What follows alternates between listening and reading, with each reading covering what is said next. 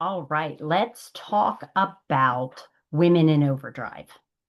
It's a very hot topic and one that there's so much interest because obviously there's a lot of women in overdrive. So let's start with a visual. And that visual is of a car dashboard. So you are driving down the road, minding your own business, cruising down the road, and your engine light comes on. Then you're like, okay, what's going on? All right. Now your oil gauge starts to drop. Then your temperature gauge starts to go up. You're thinking, well, I don't have time to stop. I'm just going to keep going. So you punch it. Well, I don't really think of that as a metaphor. It's probably every day of your life that you're just cruising. Now, you're interested in this topic for a reason. I think behind the scenes, like you're functioning great, but behind the scenes, you're maybe picking up some triggers, some little warning lights, maybe some small symptoms. So you know you're smart. You know something is going on, but you're not sure because you're functioning great. Now, what I don't want to do is just, tell you to drink more water or do more yoga or give you some supplement stack. That's not what I want to do. I want to help you understand what's happening behind the scenes. Now, what got me really interested in this topic? My own labs. Ran my own labs. I was functioning great, no issues, no burnout, no problems. But lo and behold, what I found that was happening behind the scenes was something I never would have recognized. And that was being in overdrive or sympathetic dominance. So we'll talk about this a little bit. I want to break this down a little bit. So, burnout, we hear that term a lot. And the idea of burnout, you think of depletion. You're depleted, you're out of gas. And if you just refuel or add it in, then you can burn more. But I'm talking more about sympathetic dominance. Sympathetic dominance isn't being burnt out, being, out of gas. It's actually you are in high gear. You are in running in high gear and you're not even recognizing it. You're realizing or you're thinking that this gear is my normal gear. I just run fast. But that is considered sympathetic dominance. Now, let me explain or define what sympathetic dominance means. So, our nervous system, our autonomic nervous system, we have two sides. We have parasympathetic, which I'm going to use a car analogy again, which is our brake pedal. It is our rest, digest, and healing mode. It's a very important mode. You can imagine how much we need to do that part. We need to have that rest, digest, and healing.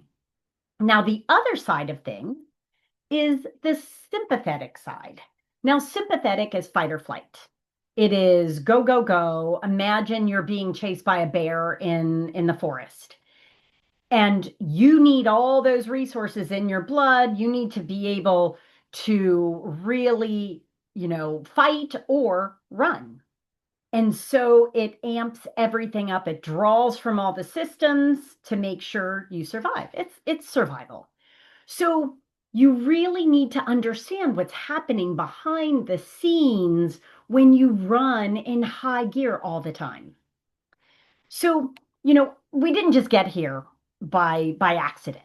We got to a place of sympathetic dominance in, by little learning that this is the place that serves us in the moment, but then long term, we're going to find out that it didn't.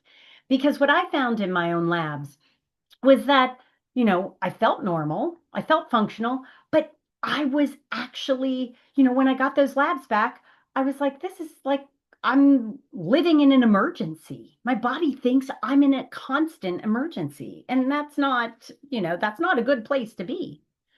So we got here slowly. And here are three ways that I feel we kind of own this sympathetic dominance. The first one I call identity fusion. So this is when we own the idea that our accomplishments equal our self-worth. So I am what I produce. If I produce less, I'm worth less. The more I produce, the more I'm worth. So there's a draw to that subconsciously. There's a draw to that, but that keeps us moving fast. Now, the next one is, most of us haven't had like one big trauma that has led us to this phase, but we have had what I would call 1,000 micro demands. And these demands, they're tiny and they're coming at us from all different angles. And we're never getting them completely off our plate. So we're left with these unfinished, unclosed loops. If you've ever, I'm a list person, I always make lists. So when I'm crossing things off my list, and what do? I add a few more at the bottom, and then I cross those off. And by the time I've crossed those off, I've added more at the top. And 1,000 micro demands. It's never ending. And I like to call that death by 1,000 cuts. So it's this tiny thing that is just never ending. And then the next one is this, I call it the competency trap. So it feels good to be wanted. It feels good to be the person that everyone calls. You're the resource person. That is, it feels good to the ego. And it's hard not to want to be that person. So when, but that keeps you in a state of emergency because once again, you have people, coming at you from all different angles. And I'm not saying you don't want to be that person to really, that people really hold that way and value, but it is not always the healthiest state to be in. So we learn to be in this state and it's served us, but I want to show you kind of under the hood how this can affect you in a negative way. Let me talk a little bit about, my personal labs. So I like to run a Dutch test. It's a dried urine test for comprehensive hormones. And this test is really valuable because it shows sex hormones, so estrogen, progesterone, testosterone, DHEA, but then it also shows cortisol side. So in the sex hormones, it shows how those hormones are broken down, and that's really important because, we want all the data. We want to see if you're detoxing hormones or metabolizing hormones properly. Cortisol, it's not just going to show you that you're stressed, duh, who's not, right? Of course we're all stressed. But how well your body manages it. Does it break down cortisol properly? Does it turn it off properly? And to see all of those things, it's really important. And then it shows it's got some B vitamins, and then it's got some inflammatory markers, neuroinflammation, and then an oxidative stress or DNA damage marker. So when I ran my test, totally functional, felt great, just ran it on a whim because I run them all the time. And I was like, I should check in, this probably about 6, 7 years ago. I should check in and see where things are. Well, lo and behold, my cortisol was skyrocketing. It was through the roof. Let me explain how cortisol should look. So you wake up in the morning, it should be low. And then about 2 hours, between an hour and 2 hours of waking, we have the cortisol awakening response. It bumps up. And then around dinner time, it's low. And then for bedtime, it's low again, and it should stay low through the night. That's a natural, healthy cortisol curve. Well, my morning cortisol started right on the tippy top, a little above the normal range. There's a range, and I was a little above the range already. And then the 2 hours later, that peak should be, about 120. Mine was 450. 450, 4 times higher than it should be. Came down, but didn't hit the range for dinner time and came down well within range at night. The amount of cortisol pumping through my body in a 24-hour period was very dangerous. It was high all around. I wasn't metabolizing it all properly, all high cortisol. Now, dangerous in itself to have that. And I can feel that when I wake up, and I bet you can too. I bet some of you can actually feel that. I call it this pre-conscious um, sympathetic spike. So before you even open your eyes in the morning, there are times in the past where I would feel buzzy. I'm like, I'm waking up already, like, feeling like I've done a thousand tasks. Now, bear in mind, when I do wake up, I've accomplished more by 7 a.m. than most people do in a day. And I've always wore that as a badge of honor. But it's not. It's not. So, you know, but when I looked, the biggest kicker on my lab test was my oxidative stress DNA damage marker was elevated. This is dangerous. DNA damage, oxidative stress causes disease. Now, how fortunate am I that that has not happened and I was able to get things under control? And honestly, this is my life's work to constantly have it under control. But to see that marker, which is not something I see all the time, to see that marker in myself was my wake up call that I cannot live in this state. And I need to do whatever I can to help myself and help people, predominantly women who run in this state, a little more than men, but help us to learn to put the brake on. So that parasympathetic, the brake, we as high functioning, sympathetic dominant women look at that brake as the threat. We think running high in high gear is the norm and the brake is the threat. The brake is not the threat. So what do I see commonly, in my practice? I see low libido. I see brain fog. Brain fog is definitely a big one. I see fatigue, but not enough to be like I can't get off the couch, but like I'm not moving as fast as I can. And I see progesterone tanked, estrogen dominant. I see gut disorders.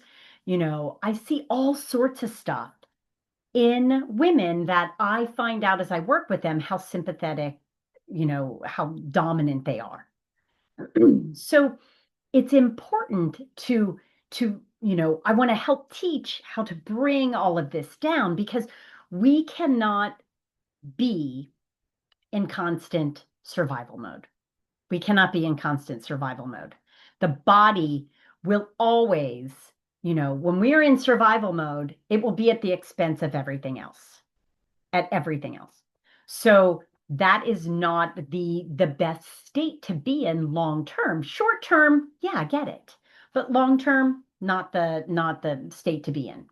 So, you didn't make a bad decision. You're not making bad decisions, but you're actually choosing a trade, kind of have a trade-off here where I'll work on this now. I'll save my body for later. I always like to say, I'll sleep when I'm dead. I've got all this to work on. I'll rest later. That trade-off, I want to show you how that costs you. So the four main systems that we see a sympathetic dominant woman have issues in would be hormones. So chronically elevated cortisol will draw from progesterone. Progesterone is a very nurturing hormone. It needs to be there to balance estrogen. And estrogen can do a lot of crazy stuff. I always call it like the wild twin, that it wants to be out there doing, the naughty stuff, and progesterone's like, no, no, no, don't, like you be good. And so it's always keeping estrogen in check. And, first thing cortisol does, it drags from progesterone. So we see low libido, we can see hot flashes under more stress, we can see all sorts of hormonal imbalances. Periods start to get wonky, and that is all chronically elevated cortisol dragging on progesterone. Now, the immune system, you might find that, okay, now I'm getting ill more often. And that's because the sympathetic dominant state actually suppresses a really important immune cell called the natural killer cell, which keeps us healthy, keeps our immune system activated and looking for threats. So when that's suppressed, we start to find, more illness. And then the gut. So the gut will only heal in parasympathetic state. When that brake pedal, rest, digest, and healing, the gut only heals during that time. So imagine being in a, chronic sympathetic dominant state and you never heal your gut. So I see tons of, growing food sensitivities or food intolerances, bloating, issues, they're stemming from cortisol a lot of the time. Not all the time. Sometimes it's very gut related or estrogen related, but cortisol plays a huge role. And a sympathetic dominant state, when you're not giving yourself the healing capacity or healing time, you're going to suffer in ways that you're not always going to recognize right up front. But the biggest important one is the brain. So, a sympathetic dominant person actually suppresses the ability of the prefrontal cortex to function. So, the prefrontal cortex of the brain is important for executive functions and, so decision making, judgment, nuance, creativity. This is the prefrontal cortex. Well, think of, imagine being in a sympathetic dominant state and you're actually suppressing the ability of that part of your brain. You are making judgments with a very suppressed or half a brain. So you're not in your right mind. In all honesty, you're not having clear thought when you're in a sympathetic dominant state. So, what I don't want to do is just talk about a wellness routine, like give you supplement stacks. I do want to tell you there is no supplement that can take the place of creating practice about bringing your sympathetic dominant state down and your parasympathetic dominant state up. There's not a supplement I can give you to get you out of a state like that. And I wish I could, but there is not a supplement. And boy, will all the functional providers and, all the Facebook ads and Instagram ads, take this supplement. This will calm you down. No supplement will do that. Only you will do that. And I'm sure you've recognized this is kind of a theme. When as soon as the season's over, I'm gonna be I'll get to rest.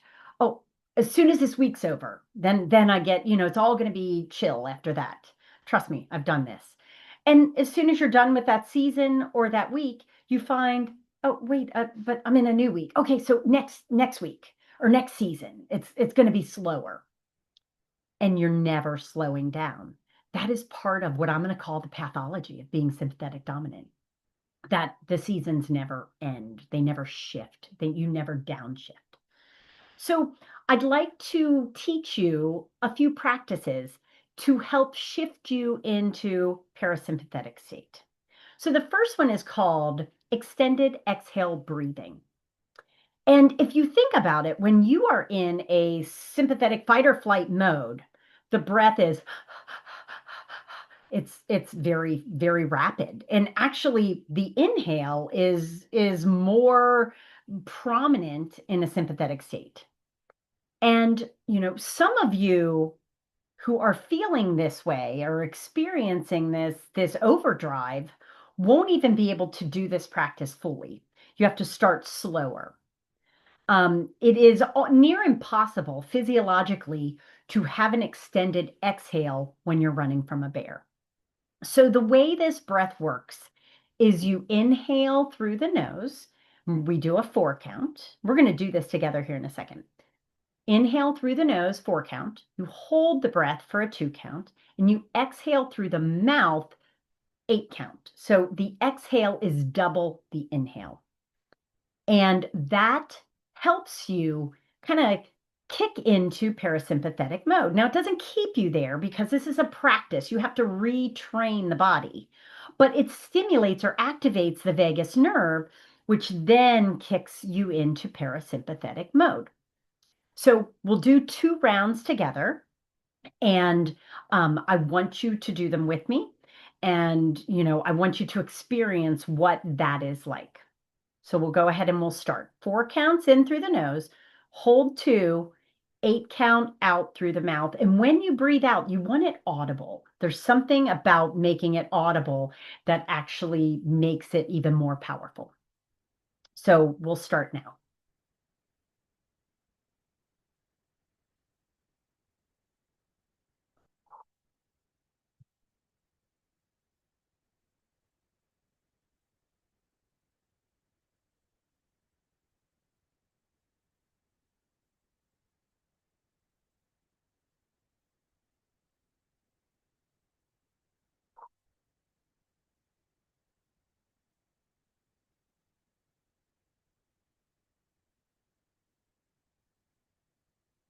Now, I'm sure you can feel that.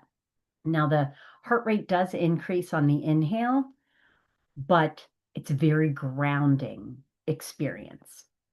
So, when would you want to do this? Anytime you're triggered. Anytime you're triggered. So, that would be you're coming into the house from work and you're going to come into a busy house. Do 4 to 6 rounds. Really works best if you do 4 to 6 rounds. I mean, come on, guys. This takes less than 2 minutes to do. It's the first thing I do when I wake up. Is I put my feet on the floor. It's too dark to go outside yet. So I put my feet on the floor and I do 4 to 6 extended exhale breaths before I do anything. And then I do physical stretching. So I do it when I wake up because I like to start my day in a more grounded place. Do it before you go to work. Do it when you're triggered. Maybe you've got all these, people needing you. Stop 2 minutes and do 4 to 6 rounds of extended exhale breathing. What really works is repetition. So you learn to be sympathetic dominant.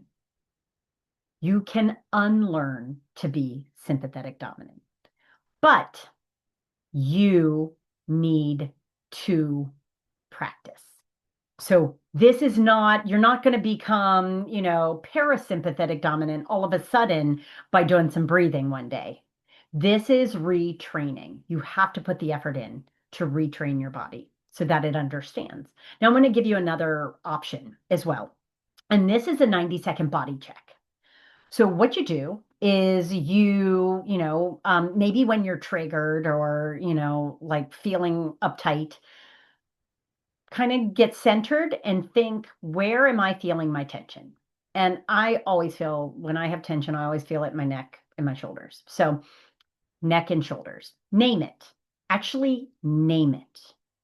Because naming it actually sends a message to the prefrontal cortex, and that will help kick you in to parasympathetic mode. Naming it brings awareness. You're going to find, oh my gosh, I am like uptight all the time. And you might very well be, but that awareness will bring about change. You can't have change until you're aware what you need to change. So that awareness is absolutely crucial. Absolutely crucial. So, what I want for you to get out of this. What I want is for you to not let go of your drive. I mean, I love your drive. I love my drive. Not to get rid of your drive. I don't want you sitting on the couch eating bonbons. That is not what I want. But I want you to find that, you know, you can have drive without it costing your body. It doesn't have to cost your body. You just have to learn to find that balance and start kicking yourself into parasympathetic mode more. Find your break. Having drive, but not letting it cost you makes you a much more powerful person, much more powerful person. I want to give you an example. So, friend of mine had 2 businesses, worked nonstop, literally 10 to 12 hours a day, 7 days a week. And her pastor told her, you need to take Sundays off. Take the Sabbath off, take Sundays off. And She was really reluctant. And no, this isn't me. I know it sounds like it could be me. It was not me. But take Sundays off. And she did. She's like, I'll do it for a month. She took Sundays off. And she, at the end of a month, she noticed her business grew by 25%. 25% by taking a whole day off. She felt rejuvenated. She felt rested. She did fun things. I do not want you to feel like your life is one big task or task after task. Even the enjoyable things become tasks when you're in a sympathetic dominant mode. We need to have time. We need to enjoy our lives. And so, next thing that you can do, this is what you can do moving forward. You've got to practice. So, I want you to practice the extended exhale breathing. I want you to practice it multiple times a day. I want you to practice the body check. And, 90-second, name it out loud. Let that prefrontal cortex hear that. Let it be that awareness that starts moving you into change.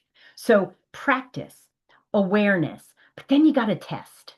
I mean, you can guess all you want what your hormones might be, but I'll tell you, I have so many people that have come to me because they over supplemented thinking they had high cortisol and they actually had low cortisol and they pushed it even lower, or people who think they have low cortisol because they're fatigued and there's way too many products on the market and too many influencers telling you to take all this crap and you're not finding out what's your baseline.